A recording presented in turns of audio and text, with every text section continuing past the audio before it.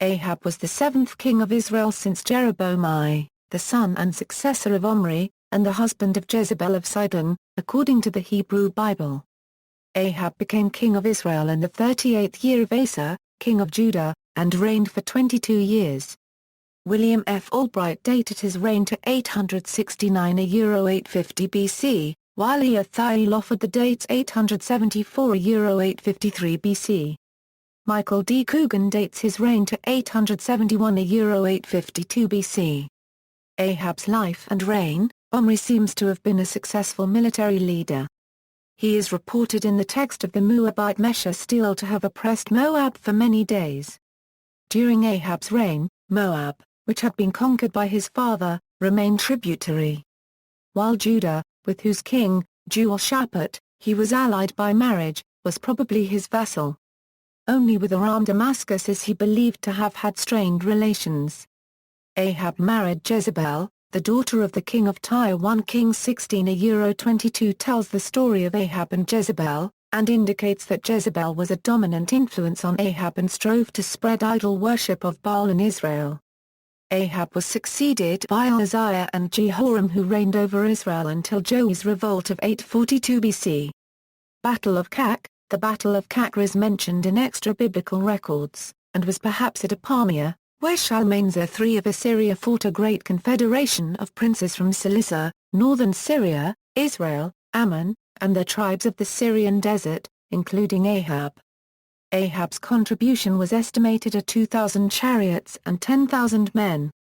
In reality, however, the number of chariots in Ahab's forces was probably closer to a number in the hundreds. If, however, the numbers are referring to allies, it could possibly include forces from Tyre, Judah, Edom, and Moab. The Assyrian king claimed a victory, but his immediate return and subsequent expeditions in 849 BC and 846 BC against a similar but unspecified coalition seem to show that he met with no lasting success. According to the Tanakh, however, Ahab with 7,000 troops had previously overthrown Ben-Hadad and his 32 kings, who had come to lay siege to Samaria, and in the following year obtained a decisive victory over him at Aphek, probably in the plain of Sharon at Antipatris. A treaty was made whereby Ben-Hadad restored the cities which his father had taken from Ahab's father, and trading facilities between Damascus and Samaria were granted. Jezreel has been identified as Ahab's fortified chariot and cavalry base. Ahab and the prophets. In the biblical text, Ahab has 5 important encounters with prophets. The first encounter is with Elijah, whom Ahab refers to as the troubler of Israel, in which Elijah predicts a drought. This encounter ends with Elijah victorious over the official Baal prophets of Israel in a contest held for the sake of the Israelites and their king, Ahab. The contest ends when Elijah's God consumes the offering which the Baal worshippers could not induce their God to touch, after which Elijah slaughters the Baal prophets. The second encounter is between Ahab and an unnamed prophet in 1 Kings 20:22. The third is again between Ahab and an unnamed prophet who condemns Ahab for his actions in a battle that had just taken place. The fourth is when Elijah confronts Ahab over Ahab's and Jezebel's execution of Naboth and usurpation of the latter's ancestral vineyard. Upon the prophet's remonstration, Ahab displayed sincere remorse. The fifth encounter is with Micaiah, the prophet who, when asked for advice on a military campaign, first assures Ahab he will be successful and ultimately gives Ahab a glimpse into God's plan for Ahab to die in battle. Death of Ahab. 3 years later, war broke out east of the Jordan River, and Ahab with Jehoshaphat of Judah went to recover Ramoth Gilead. During this battle Ahab disguised himself, but was mortally wounded by an unnamed arrow. The Hebrew Bible says that dogs licked his blood, according to the prophecy of Elijah. But the Septuagint adds that pigs also licked his blood, symbolically making him unclean to the Israelites, who abstained from pork. Ahab was succeeded by his sons, Ahaziah and Jehoram.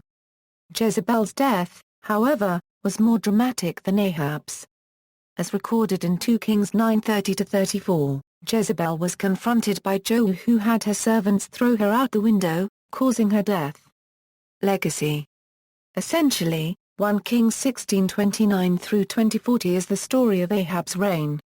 This reign is one which faces opposition from several prophets of Yahweh throughout, as well as various consequences because of his marriage to Jezebel, because of his worship of Baal, disobedience to prophetic warnings and words, and also because of the murder of Naboth. The murder of Naboth, an act of royal encroachment, stirred up popular resentment just as the new cult aroused the opposition of the Israelite prophets, including Elijah and Micaiah. Indeed, he is referred to, for this and other things, as being more evil than all the kings before him. The followers of Yahweh found their champion in Elijah.